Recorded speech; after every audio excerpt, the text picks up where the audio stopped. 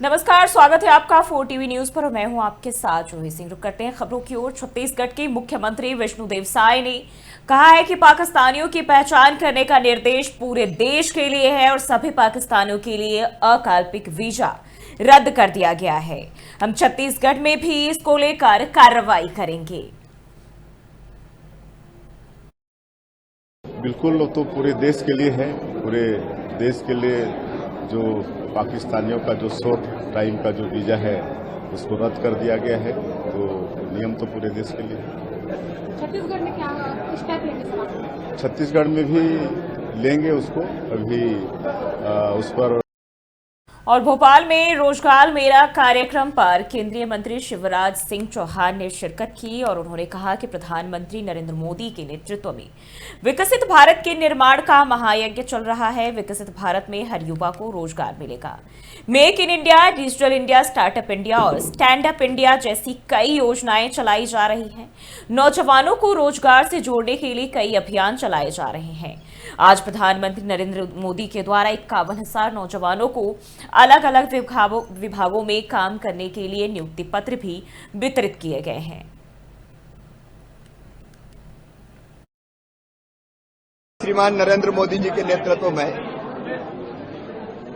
विकसित भारत के निर्माण का महायज्ञ चल रहा है। 2047 तक संपूर्ण विकसित भारत, और विकसित भारत में हर युवा को रोजगार मिले। और वो रोजगार चाहे शासकीय नौकरियों के माध्यम से हो, स्वरोजगार के माध्यम से हो या अन्य माध्यमों से, अनेकों योजनाएं चलाई जा रही है। एक तरफ make in India, digital India, startup India, stand up India, एक नहीं अनेकों अभियान चल रहे हैं नौजवानों को श्रीमान नरेंद्र मोदी जी के नेतृत्व में।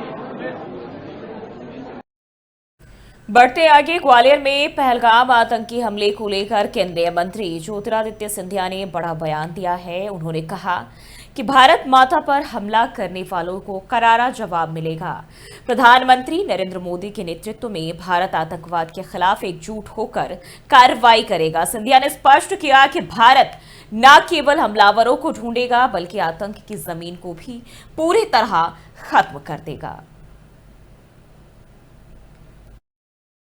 कि मनुष्य भी नहीं, लेकिन जिन लोगों ने भारत की आत्मा पर यह आक्रमण करने की कोशिश की है, वे भूल रहे हैं कि ये भारत माता है।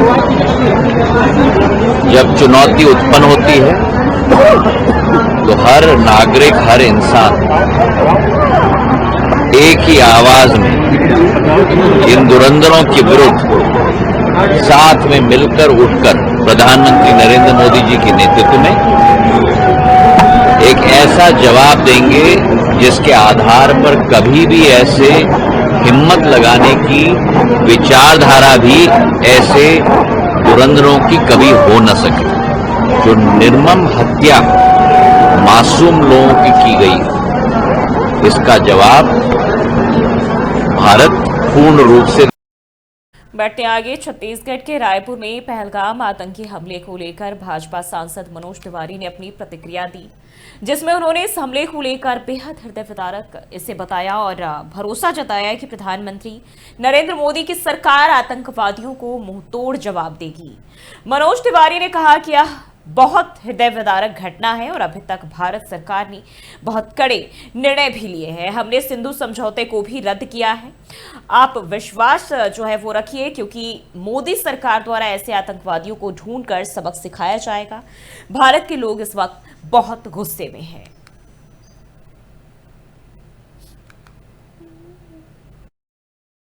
आज हमारी एक अचानक से यात्रा हुई है रायपुर की। मैं अपने छत्तीसगढ़ के डिप्टी सीएम मेरे प्रिय भाई अरुण जी से मिलके अभी मुख्यमंत्री से मिलूंगा, फिर मैं दिल्ली प्रस्थान कर रहा हूं। देखिए, बहुत ही हृदय विदारक घटना हुई है और अभी तक भारत सरकार ने बहुत कड़े निर्णय लिए हैं। पाकिस्तान के साथ जो भी हमारे अभी भी जो आर्थिक संबंध बने हुए थे उसको रोका हुआ है। हम लोगों ने सिंधु समझौते को भी रद्द किया है, क्योंकि एक साथ हमारा ब्लड भी बहे और पानी भी जाए, ये स्वीकार नहीं है। और हम इतना ही कहेंगे कि आप विश्वास रखें, भारत सरकार, मोदी सरकार ऐसे आतंकवादियों को आइडेंटिफाई करके, आज हमारी एक अचानक से यात्रा हुई है रायपुर की। मैं अपनी और बढ़ते हैं आगे। छत्तीसगढ़ के बीजापुर में कर्रेगुटा पहाड़ियों और घने जंगलों में पिछले 4 दिनों से सुरक्षा बलों के द्वारा सबसे बड़ा नक्सल विरोधी अभियान जो है वो चलाया जा रहा है। अभियान का 5वां दिन आज और अब तक 3 नक्सली मारे जा चुके हैं। ऑपरेशन को लेकर सुरक्षा बल पूरी मुस्तैदी के साथ इलाके में डटे हुए हैं।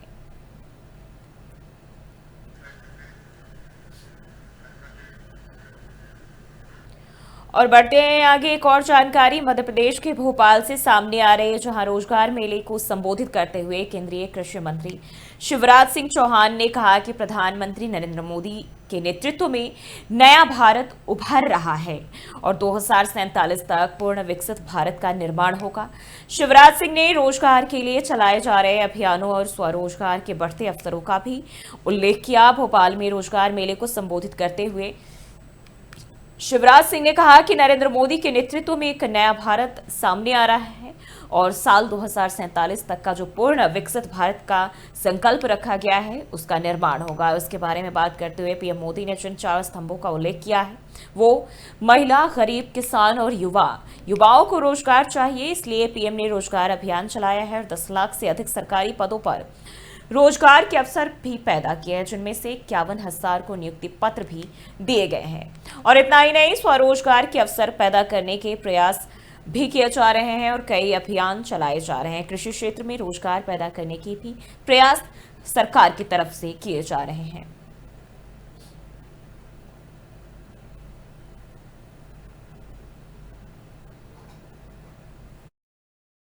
प्रधानमंत्री श्रीमान नरेंद्र मोदी जी के नेतृत्व में एक नए भारत का उदय हो रहा है। एक वैभवशाली भारत, एक गौरवशाली भारत, एक संपन्न भारत, एक समृद्ध भारत और एक शक्तिशाली भारत। और लक्ष्य 2047 तक संपूर्ण विकसित भारत का निर्माण। और विकसित भारत के निर्माण में मोदी जी के नेतृत्व में भारत सरकार भी और राज्य सरकार भी पूरी ताकत और क्षमता से जुटी हुई है। लेकिन जब हम विकसित भारत की बात करते हैं तो 4 पिलर जो प्रधानमंत्री जी ने बताए, 4 जातियां, किसान, गरीब, महिलाएं और युवा। युवा को शिक्षा भी चाहिए और युवा को रोजगार भी चाहिए। बढ़ते आगे। रायपुर से खबर सामने आ रही है, जहां कांग्रेस के वरिष्ठ नेता और पूर्व मुख्यमंत्री दिग्विजय सिंह के भाई लक्ष्मण सिंह ने अपनी ही पार्टी के खिलाफ मोर्चा खोल दिया है। कैमरे के सामने लक्ष्मण सिंह ने कहा कि जम्मू कश्मीर का मुख्यमंत्री आतंकवादियों से मिला हुआ है।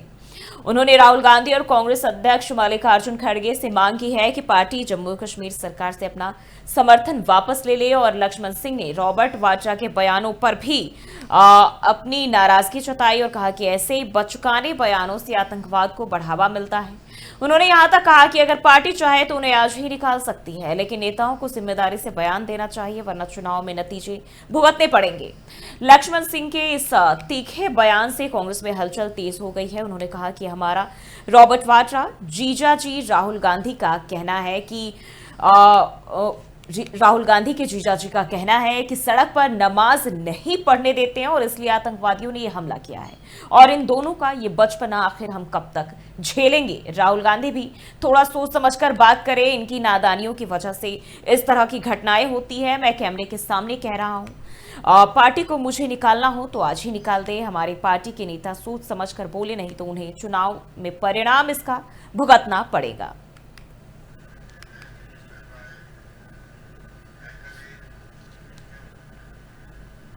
और बढ़ते हैं आगे, बलरामपुर से खबर सामने आ रही है जहां बताया जा रहा है, ये आपको जानकारी देते चले कि जिले की भेलवाडी ग्राम पंचायत में पंचायत चुनाव और सचिवों की हड़ताल के बाद बुलाई गई पहली पंचायत बैठक विवादों में घिर गई।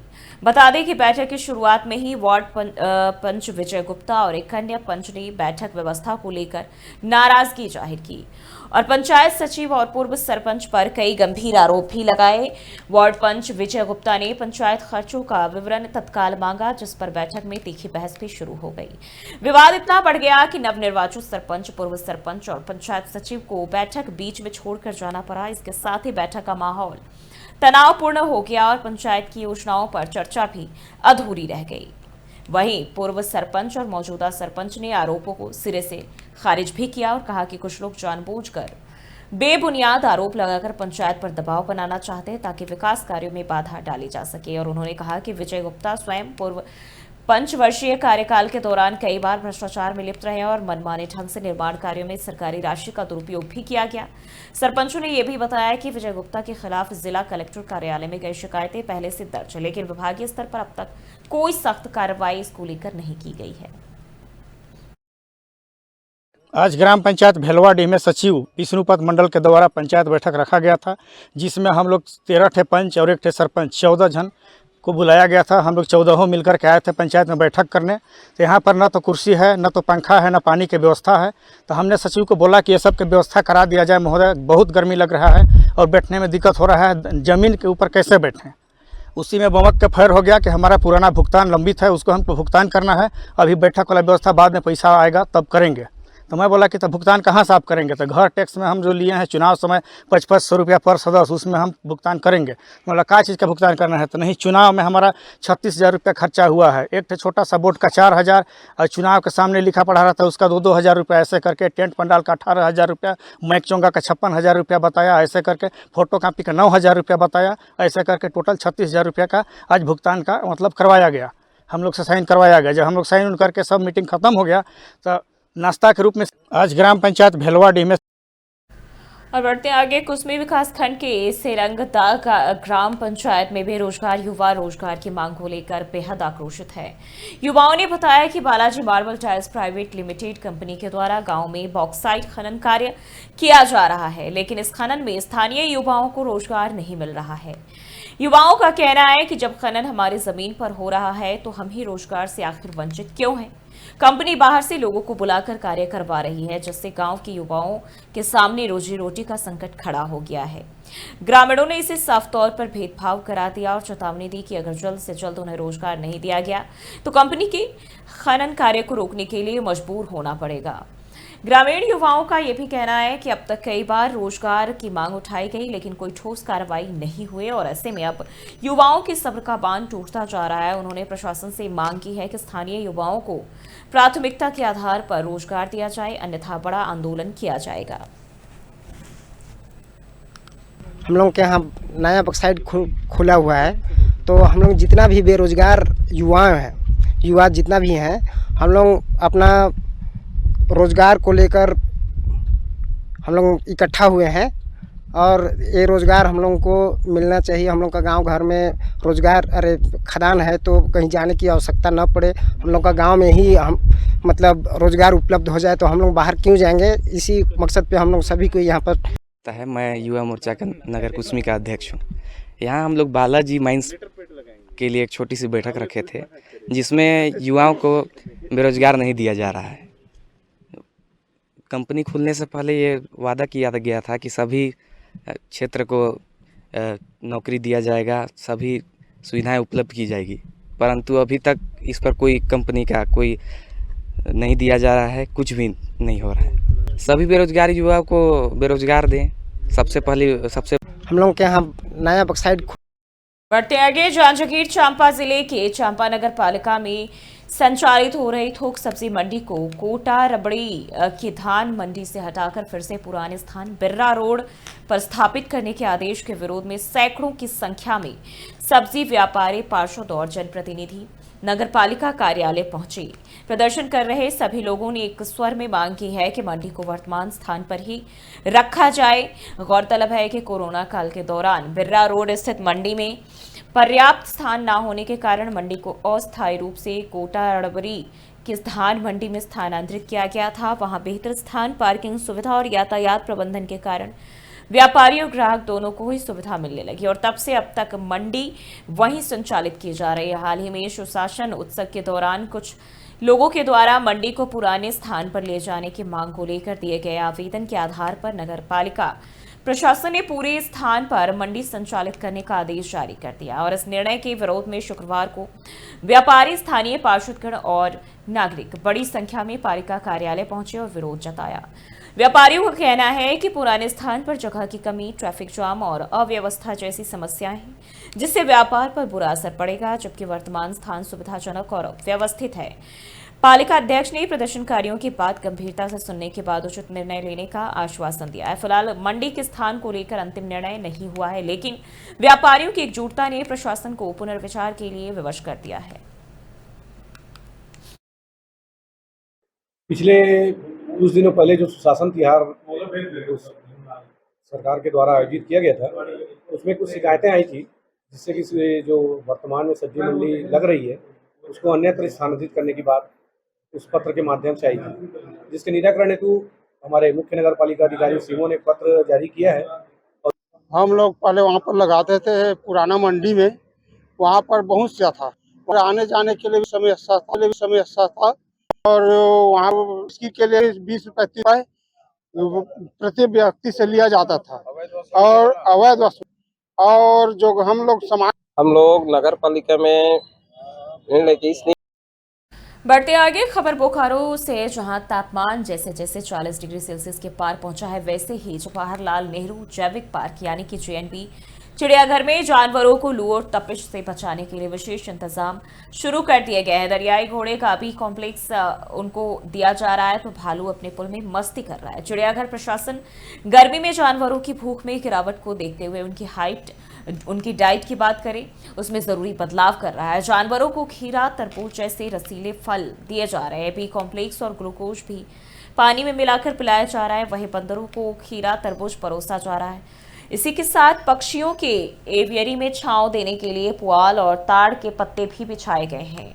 जानवरों के बाड़ों में सीधे धूप ना पहुंचे, इसके लिए शेड की व्यवस्था की गई है। पंखे और कूलर भी लगाए गए हैं। साथ ही फर्श पर पानी छिड़काव कर लगातार तापमान को कम करने की कोशिश भी की जा रही है। जानवरों की सेहत के लिए हर जरूरी इंतजाम किए जा रहे हैं, ताकि गर्मी में भी वे सुरक्षित और स्वस्थ रह सके। गर्मी में जहां इंसान बेहाल है, वहीं बोकारो का यह चिड़ियाघर एक मिसाल बनकर सामने आया है, जो दिखाता है कि अगर देखभाल हो तो जानवर भी गर्मी में सुकून पा सकते हैं।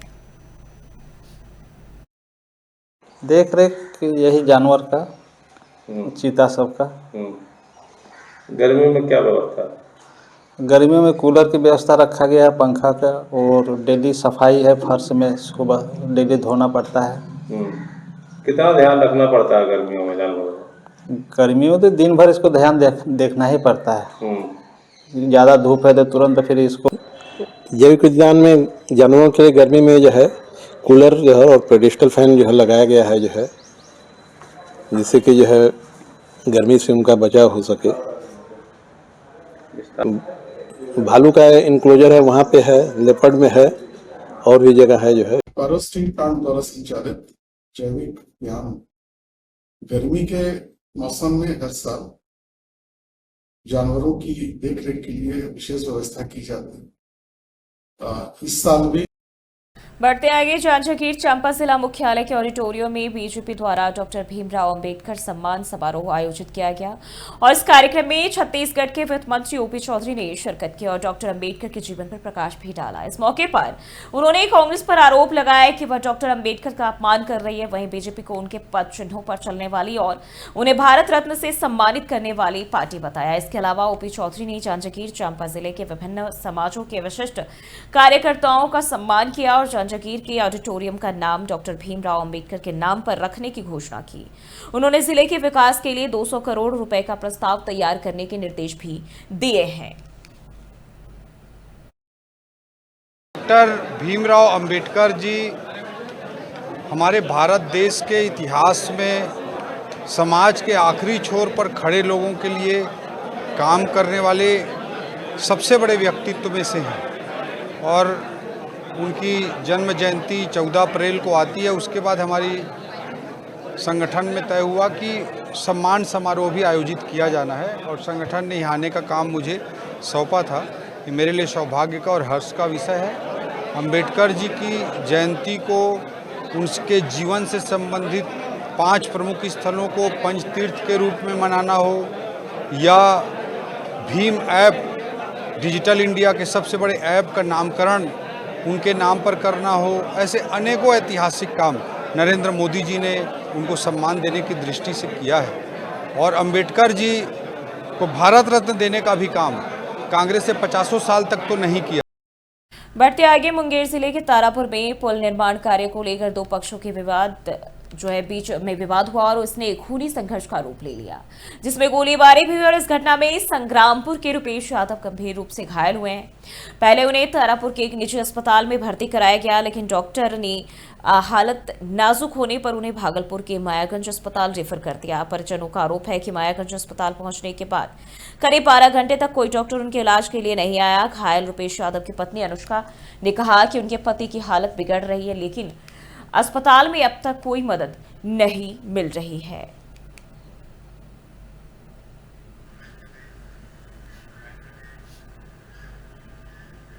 बढ़ते हैं आगे, बलौदा बाजार जिले के गिधौरी और आसपास के गांवों में जुड़ी महादेव सट्टा ऐप के बड़े सरगनाओं के बारे में नई जानकारी सामने आई है। सूत्रों के मुताबिक इस सट्टा ऐप के ऑपरेटर दिल्ली के साकेत नगर से पूरे राज्य में मॉनिटरिंग कर रहे थे। ऐप पर लाखों का लेन देन हो रहा था। सट्टे के पैसे दूसरे के खातों में ट्रांसफर भी किए जा रहे थे।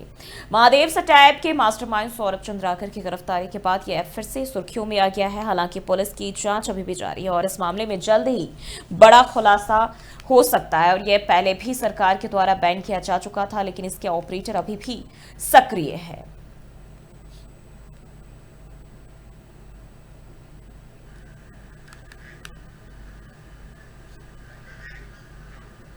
और बढ़ते हैं आगे, औरंगाबाद जिले के ओबरा थाना क्षेत्र से एक सनसनीखेज मामला सामने आया है। टेंट व्यवसायी दीपक कुमार को स्कॉर्पियो सवार 5 अपराधियों ने अगवा कर लिया और उसके बाद उसके साथ जो है हैवानियत की सारी हदें भी पार कर दी। घटना बेल रोड पर परसा गांव के पास हुई, जहां बदमाशों ने दीपक की बाइक रुकवाई और उसके साथ मारपीट कर जबरन उसे गाड़ी में बैठा लिया। उसे रफीगंज के कियाखाप गांव ले गया, जहां एक घर में बंद कर फिर से उसकी बेरहमी से पिटाई की गई और इतना ही नहीं, उसे जबरन शराब पिलाने की कोशिश भी की गई और मना करने पर उसके चेहरे पर पेशाब तक कर दिया गया। इसके बाद बदमाशों ने उसे छोड़ने के एवज में 1 लाख रुपए की मांग की और डर से दीपक ने अपनी मां को फोन कर बुलाया। मां घर से 70,000 रुपए लेकर कियाखाप पहुंची और पैसा देने के बाद ही अपराधियों ने दीपक को छोड़ा, लेकिन उससे पहले एक बार फिर मारपीट की गई। गंभीर हालत में दीपक को औरंगाबाद सदर अस्पताल लाया गया, जहां उसका इलाज हुआ। सूचना मिलते ही पुलिस मौके पर पहुंची और बयान दर्ज कर जांच शुरू कर दी है। रफीगंज थाना अध्यक्ष शंभू प्रसाद ने बताया कि मामले की गंभीरता से जांच की जा रही है और जल्द ही कार्रवाई की जाएगी। अचानक एक स्कॉर्पियो से आया, ओवरटेक मेरा बाइक को किया बेल मोड़ के आगे परसा के पीछे। हमने गाड़ी रोका, गाड़ी रोकते के साथ मारपीट करने लगा। मार हेलमेट मेरा चैन था, चैन खींच लिया, मेरा मोबाइल था, मोबाइल छीन लिया, दम भर मारा। जब बेहोशी हालत में हो गए तो स्कॉर्पियो में लाद के ले गया रफीगंज के पास। उसका गांव है कियाखाप। मारने वाला का नाम है अनिल यादव, पिता का उसका नाम नहीं जान रहे, उसका भाई का घर में बंद करके भी मारा है क्या? हाँ, ले गया तो घर में सीधे बंद किया, दारू लाया। बढ़ते आगे, बोकारो पुलिस अधीक्षक मनोज स्वर्गियारी के नेतृत्व में एसपी कार्यालय के सभागार में चैम्बर ऑफ कॉमर्स और पुलिस के बीच एक महत्वपूर्ण बैठक आयोजित की गई और इस बैठक में 50 SDPO, city DSP, headquarter DSP, 50 थाना प्रभारी और सिटी थाना प्रभारी मौजूद रहे। बैठक में चैम्बर ऑफ कॉमर्स की ओर से 50 और सिटी सेंटर इलाके की बिगड़ती ट्रैफिक व्यवस्था और दुकानों में बच्चों को मादक पदार्थ बेचने की शिकायत उठाई गई। इन मुद्दों को गंभीरता से लेते हुए पुलिस प्रशासन ने संज्ञान लिया और समस्या का समाधान करने के लिए कदम उठाने की बात कही। एसपी मनोज स्वर्गियारी ने कहा कि चैम्बर की ओर से जो भी सुझाव दिए गए हैं उस पर पुलिस सक्रिय रूप से काम कर रही है और अगली बैठक में 50 नगर निगम के अधिकारी और बीएसएल के प्रतिनिधियों को भी आमंत्रित किया जाएगा, जिससे कि सभी मिलकर समस्याओं का समाधान किया जा सके। और एसपी ने यह भी स्पष्ट किया कि अगर किसी दुकानदार के द्वारा बच्चों को मादक पदार्थ बेचे जाने की जानकारी मिलती है तो उस पर सख्त एक्शन लिए जाएंगे। बोकारो पुलिस प्रशासन द्वारा एक सराहनीय कदम उठाया गया है कि समय समय पर व्यापारियों से, चैम्बर ऑफ कॉमर्स के प्रतिनिधियों से वो बात करते रहते हैं और हम लोग की जो भी समस्या होती है उसको ध्यानपूर्वक सुनते हैं और कोशिश करते हैं कि जितना जल्दी हो सके उसका समाधान किया जाए। तो हम लोगों ने मुख्य रूप से जो समस्या रखी शहर से रिलेटेड वो था ट्रैफिक से रिलेटेड और पेट्रोलिंग से रिलेटेड। ट्रैफिक से रिलेटेड आप जैसे जानते ही हैं कि चास पूरे ज़िले का सबसे व्यस्तम बाजार है। जो हम बोकारो जिला पुलिस और चैम्बर ऑफ कॉमर्स का एक बैठक रखे थे, इसमें हम लोगों ने सिटी एरियाज का जो विधि व्यवस्था है इसमें और बेहतर। फिलहाल के इस बुलेटिन बस इतना ही। देश और दुनिया की तमाम खबरों के लिए देखते रहिए 4 TV न्यूज़।